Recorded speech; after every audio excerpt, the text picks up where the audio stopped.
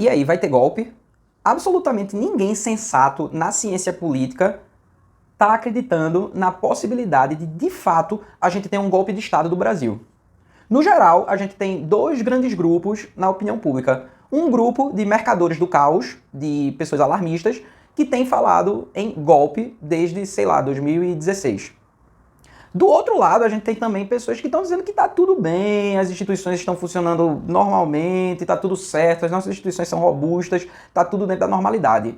Saindo desses espantalhos, desses dois extremos, existe uma parcela ampla da academia muito preocupado não com a possibilidade de um golpe clássico, com um tanque de guerra na rua e a volta de uma ditadura militar, mas sim com a degradação gradual, paulatina e incremental de elementos qualitativos, de elementos subsidiários da democracia, como, por exemplo, alguns fatores relativos às liberdades individuais, alguns fatores relativos à liberdade de imprensa, né, a grupos minoritários.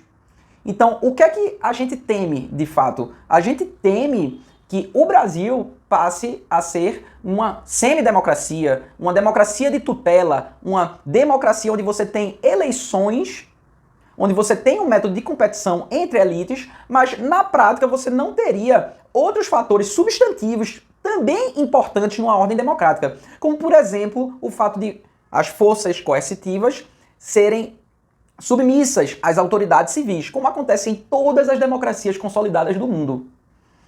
Então, o que a gente teme de fato é que com o bolsonarismo a gente tenha essa degradação da democracia a um ponto em que a gente possa até mesmo chegar ao que ocorreu na Venezuela.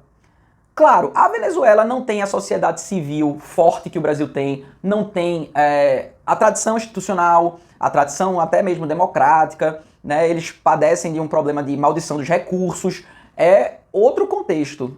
Não tem a força, a diversidade econômica que a gente tem. Porém, tem alguns fatores em comum, como, por exemplo, a politização das Forças Armadas, o crescimento do fanatismo político e da polarização nefasta. Eu não estou falando da polarização normal da política, eu estou falando dessa polarização que alimenta um clima de quase guerra civil. Então, para ficar bem claro, ninguém está falando em golpe, ninguém está falando em ruptura institucional clássica. As pessoas estão preocupadas com a diminuição de fatores importantes na democracia, como, por exemplo, o rule of law, o Estado Democrático de Direito, o respeito às normas, esse tipo de questão que circunda a questão principal, que são as eleições. Então, eu acho que é possível a gente sair de um debate que acaba meio caricato, né, entre as pessoas que falam em golpe desde sempre, golpe, golpe, golpe, golpe, e o termo perde sua aderência semântica, e aqueles que, tentando tapar o sol com a peneira, ou talvez por algum tipo de orgulho acadêmico, falam em instituições funcionando perfeitamente. Talvez seja possível entender que o que de fato causa preocupação na maioria avassaladora dos especialistas é um processo gradual, né, incremental, de perda da qualidade democrática, não só do ponto de vista discursivo, mas também do ponto de vista de enfraquecimento institucional, que é o que a gente está vendo no Brasil. E tudo isso sempre começa do ponto de vista discursivo. Tudo isso sempre começa com falas do presidente que foram relativizadas por diversos analistas. Tudo isso começa quando a gente começa a encarar como política coisas que fogem ao debate abalizado, né? Que fogem ao debate ideológico, ao debate dentro das arenas formais da política. Quando o Bolsonaro, em campanha, né, disse as coisas que disse, sua campanha já deveria ter sido punida exemplarmente, né? Ele deveria ter, por exemplo, perdido o mandato e ficado inelegível quando dedicou seu voto pelo impeachment de Dilma ao coronel Ustra, que foi um famoso torturador. Então, esse processo de degradação começa a partir das falas, né?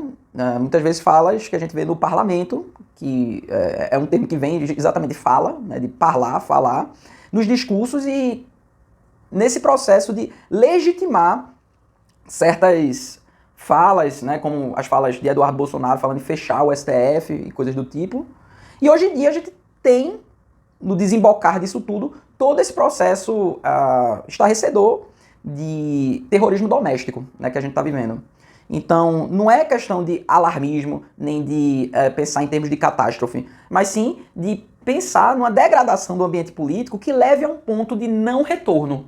Então é isso que os analistas mais sérios e menos afeitos a espantalhos, né, criados pela mídia, estão falando. Gente de peso, gente ligada a institutos de pesquisa lá fora. Então, colocando você que acompanha aqui o canal a par, né, dessa discussão, a ciência política está sim muito preocupada com a situação do Brasil, mas não em termos de vai ter um golpe amanhã, e sim em termos de será que o Brasil pode viver processos parecidos com o que está havendo na Hungria, processos parecidos com o que está havendo na Turquia, e será que a gente tem força e robustez institucional suficiente para sair disso, como os Estados Unidos conseguiu fazer, ou a gente vai desembocar, né, vai continuar ladeira abaixo num processo que não é do dia para a noite, mas que acontece, né, de autocratização. E aí? São esses os termos do debate. E não vai ter golpe, não vai. Tá tudo bem, não tá. Então é isso. Espero que você tenha curtido o vídeo e vão ficar ligados nas próximas cenas do capítulo aí dessa crônica política extremamente ruidosa que é o Brasil.